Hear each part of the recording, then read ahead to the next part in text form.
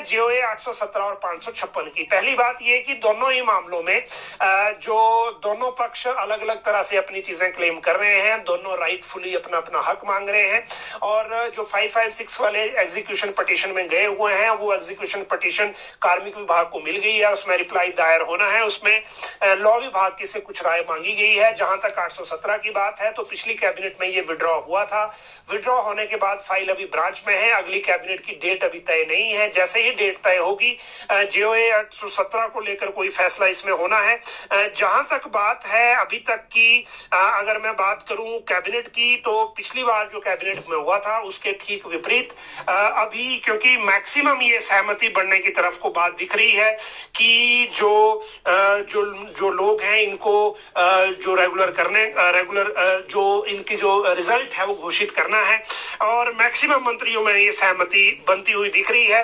हालांकि अब जो मिनिस्टर्स हैं वो सिर्फ ये वर्कआउट कर रहे हैं जिन्होंने उस दिन कैबिनेट में इस मसले को लेकर अपनी बात कहनी है कि अगर 817 में अगर रिजल्ट घोषित करना है तो जो बाकी एफआईआर है, चाहे वो पोस्ट कोड 980 है ड्राइंग मास्टर, चाहे वो सचिवालय क्लर्क है, चाहे वो बाकी मामले हैं जेओए आईटी के और भी पोस्ट कोड हैं, तो फिर किसी में भी मना नहीं किया जा सकेगा, चाहे उसमें चार्जशीट दायर हो चाहे नहीं हो।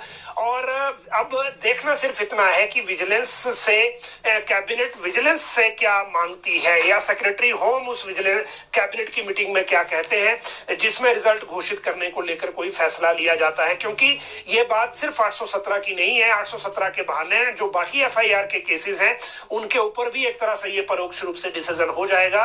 और अभी सिचुएशन ये है कि जो एफआईआर में पोस्ट कोड नहीं है उनके ही रिजल्ट नहीं निकल रहे, तो जो एफआईआर में है उनके निकलेंगे कि नहीं। और दूसरी चीज जो कैबिनेट ने करनी है वो ये कि इनका रिजल्ट कौन निकालेगा, क्योंकि लोक सेवा आयोग ने तो लिखित में मना कर दिया है कि जिनमें एफआईआर है उनका वो रिकॉर्ड ही नहीं लेंगे। तो जब रिकॉर्ड नहीं लेंगे तो रिजल्ट की बात तो डिफरेंट है।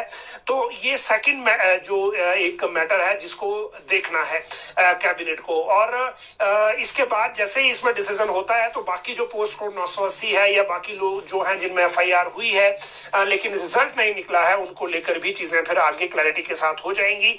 और ये भी संभव है कि 817 के बहाने राज्य चयन आयोग को फंक्शनल करने की तरफ को सरकार पहले बढ़े, क्योंकि अगर राज्य चयन आयोग को ये रिजल्ट निकालने को देना है तो फिर उनको भी फंक्शनल करना पड़ेगा पूरी तरह से कि वो कैसे इस रिजल्ट को घोषित करेंगे।